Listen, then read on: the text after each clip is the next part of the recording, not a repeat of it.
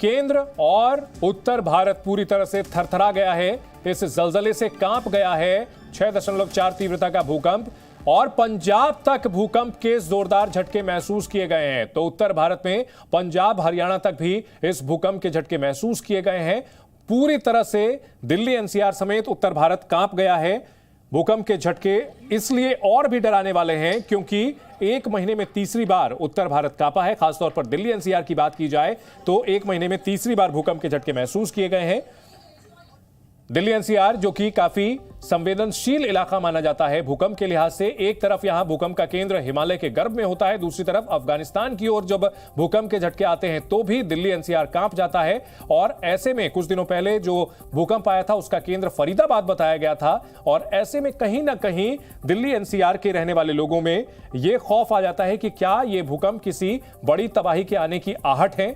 ऐसे में खौफ होना लाजमी है। लेकिन अगर बात की जाए दिल्ली एनसीआर की तो अभी तक किसी तरह के नुकसान की खबर नहीं आ रही है। हालांकि जो तस्वीरें सामने आई हैं उसमें सब कुछ हिलता हुआ नजर आया है, कांपती हुई दिखी है धरती। इस वक्त की बड़ी खबर आपको बता दें, दिल्ली एनसीआर समेत पूरे उत्तर भारत में भूकंप के तेज झटके महसूस किए गए हैं। बिहार की राजधानी पटना हो या फिर उत्तर भारत का उत्तर प्रदेश का जो इलाका नेपाल से सटा हुआ, वहां भूकंप के जोरदार झटके महसूस किए गए हैं। पंजाब तक भूकंप का असर देखने को मिला है। यूपी उत्तराखंड के कई जिलों में जबरदस्त भूकंप महसूस किया गया है। मध्य प्रदेश और बिहार में भी धरती हिली है। इस वक्त की बड़ी खबर आपको बता दें, भूकंप की जो तीव्रता थी वो नेपाल से सटे हुए इलाकों में ज्यादा थी, लेकिन भूकंप के झटके मध्य प्रदेश और पंजाब तक महसूस किए गए हैं। तो भूकंप आने पर लोगों में डर, लोग अपने अपने घरों से बाहर निकल आए हैं। लोगों में खौफ यह भी है कि भूकंप का जो आफ्टर शॉक होता है क्या वो भी आएगा। ऐसे में लोगों के लिए चैन से सोना शायद मुश्किल हो। आज रात को लगभग 11:30 बजे ये भूकंप के झटके महसूस किए गए। इतने तेज झटके थे कि फौरन यह खबर जंगल की आग की तरह फैली और लखनऊ और पटना की तस्वीरें हम आपको दिखा रहे हैं। लोग अपने अपने घरों से अभी भी बाहर हैं। 11:30 का वक्त आमतौर पर लोग आराम कर रहे होते हैं, सो चुके होते हैं या फिर सोने की तैयारी कर रहे होते हैं। और ऐसे में जब भूकंप के झटके आए तो एक बारगी लोगों को समझ नहीं आया कि आखिरकार हो क्या रहा है, लेकिन जल्द ही उन्हें एहसास हुआ कि भूकंप आया है। सब कुछ हिलता हुआ नजर आया, सीलिंग से लटके हुए पंखे, झूमर, सब कुछ हिल रहा था। और ऐसे में जो लोग बाहर निकल सकते थे वो तुरंत घरों से बाहर निकले हैं। शिवांगी हमारे साथ लगातार बनी हुई है। शिवांगी, निश्चित तौर पर जब भूकंप आता है तो लोगों में डर होता है, लेकिन कहीं ना कहीं इसमें धैर्य रखने की जरूरत होती है क्योंकि हाई राइजर्स की अगर बात की जाए तो अगर एक साथ लोग बाहर निकलना शुरू करें तो भगदड़ जैसी स्थिति बन सकती है।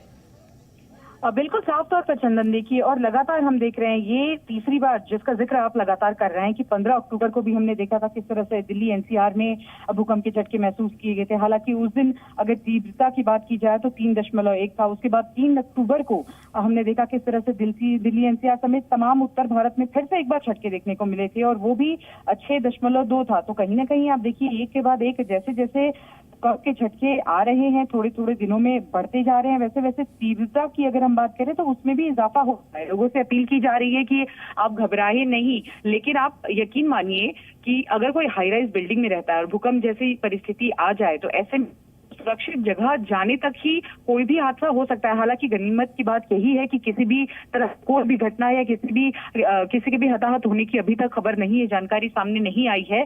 लेकिन इस तरह की घटनाएं कई सवाल खड़े करती है और उत्तर भारत के बाद एक हम देख रहे हैं कि कई बार इसी तरह से झटके यहाँ पर आ रहे हैं, एक के बाद एक ये झटके महसूस किए जा रहे हैं, तो कई सवाल भी खड़े होते हैं।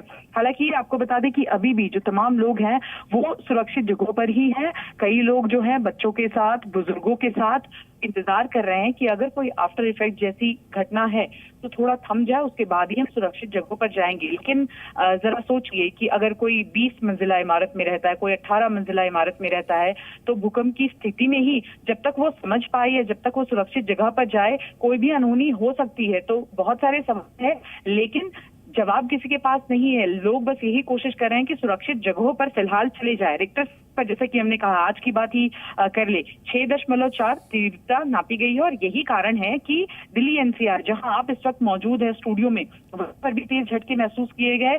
हम लोग जहां पर हमारी मौजूदगी है वहां भी तेज झटके महसूस किए गए। हालांकि जिम्मेदारी के साथ इस वक्त हम देख रहे हैं कि आप स्टूडियो में रहते हुए ही अपनी पत्रकारिता कर रहे हैं, लेकिन मैं यकीन मानती हूँ कि आपको भी ये एहसास हुआ होगा। और कुल मिलाकर हम देख रहे हैं कि एक के बाद एक अगर ऐसी परिस्थिति, भले ही इसका केंद्र नेपाल हो, लेकिन असर चाहे पंजाब, चाहे उत्तराखंड, चाहे उत्तर प्रदेश, दिल्ली एनसीआर का इलाका हो, हर जगह देखने को मिला है। और बिहार की अगर खासकर बात करें, पटना की अगर खासकर बात करें, क्योंकि नेपाल से सटा हुआ इलाका है जहां पर केंद्र माना गया है, जहां पर इसका सबसे ज्यादा असर देखने को मिला, तो अभी भी भय है और अभी भी लोग जो हैं वो इंतजार कर रहे हैं कि थोड़ा समय और बीते, उसके बाद हम सुरक्षित ठिकानों पर